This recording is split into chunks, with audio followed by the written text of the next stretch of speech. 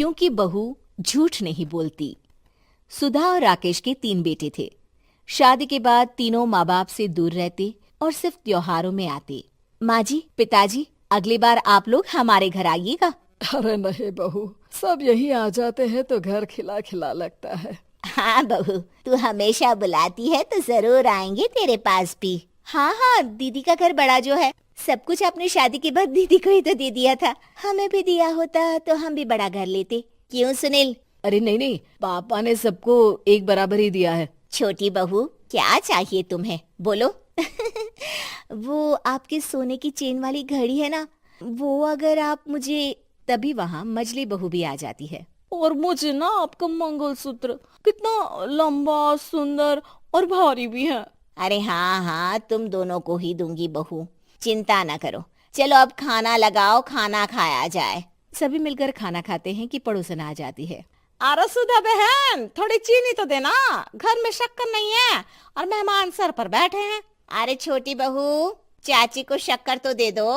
अरे मजली दीदी, आप दे दीजिए ना, मैं यहाँ कम आती हूँ तो मुझे पता ही नहीं है कि सासू माँ सारी चीजें कहाँ रखती है। और तुम, मैं कौन सा यहाँ रोज शक्कर फाँकने के लिए आती हूँ, मुझे भी नहीं है पता। तभी बड़ी बहू हाथ में चीनी की कटोरी लेकर आती है। चाची, शक्कर आप लोगों का बड़ा सहारा है माँ जी और पिताजी को, वरना हम लोग तो यहाँ रहते ही नहीं। आप जैसे पड़ोसी हैं तो हम निश्चिंत है। और जीती रहे बहू, अब तो ये घर पड़ोस कम परिवार ज्यादा लगता है। सुधा अपनी बड़ी बहू को देखकर बहुत खुश रहा करती थी। वो उससे अक्सर घंटों बात भी किया करती, लेकिन दोनों दूसरी बहुओं का भी वो समझती थी कि शायद छोटी है, वक्त आने पर संभल जाएंगी। समय आ जाता है जब सभी को वापस जाना होता है।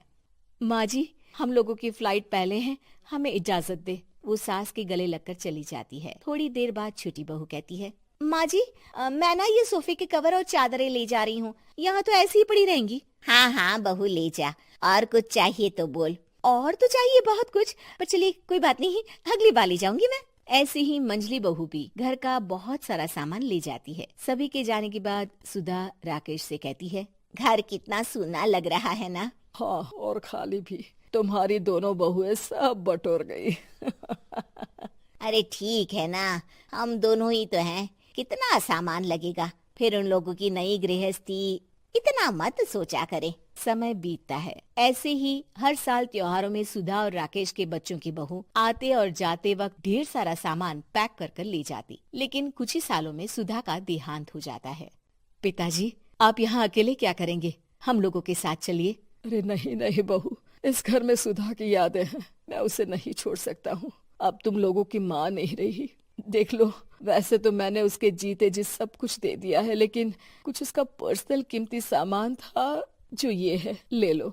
सामान में होती है एक घड़ी और एक मंगलसूत्र। माँ जी ने कहा था कि वो ये घड़ी मुझे देंगी। हाँ हाँ, पिताजी, माँ ने सबके सामने ये घड़ी सरिता को देने के लिए कहा था। उठा लो सरिता माँ की घड़ी। अब क्या था, छोटी बहू फट से घड़ी उठा लेती है। और पिताजी, ये मंगलसूत्र तो माँ ने मुझे ही देने को कहा था, याद है ना? वो सभी की ओर इशारा करती है।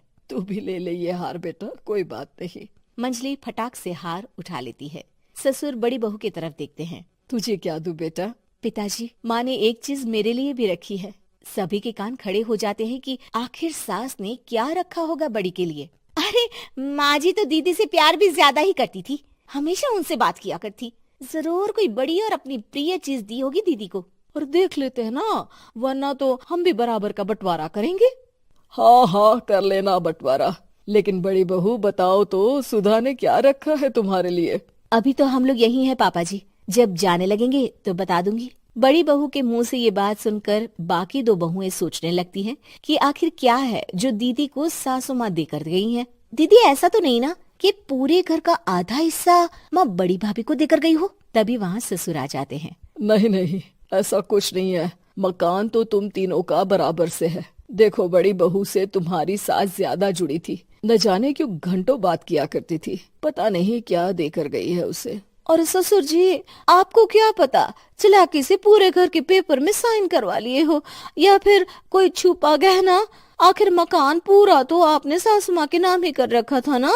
अब घर में ये सस्पेंस बन जाता है कि आखिर बड़ी बहू क्या लेकर जाएगी। फिर वो दिन भी आ जाता है जब बड़ी बहू के जाने का समय हो जाता है। बेटा, परसों तुम चली जाओगी, बताया नहीं, माँ ने तुम्हें क्या दिया? घड़ी और हार जो बेशकीमती था और तुम्हारी सास को सबसे ज्यादा प्रिय था, उसका तो बंटवारा भी हो चुका है। अब तुम्हारी बारी। हाँ पिताजी, आज मैं ये बात बताने ही वाली थी। माँ ने मुझे उससे भी बेशकीमती चीज दी है और वो है आप। आपसे अधिक प्रिय उन्हें कुछ नहीं था। माँ चाहती थी कि आप मेरे साथ रहें। चलिए पिताजी। बेटा, मेरे पास तो कोई पेंशन भी नहीं है और ना ही कोई प्रॉपर्टी। लेकिन आपके पास संस्कार है पिताजी, जो मेरे बच्चे आपसे लेंगे, तो आपको ले जाने पर स्वार्थ ही है मेरा। चलिए ना पापा। सभी के सामने पिताजी बड़ी बहू और बेटे के साथ उनके घर चले जाते हैं।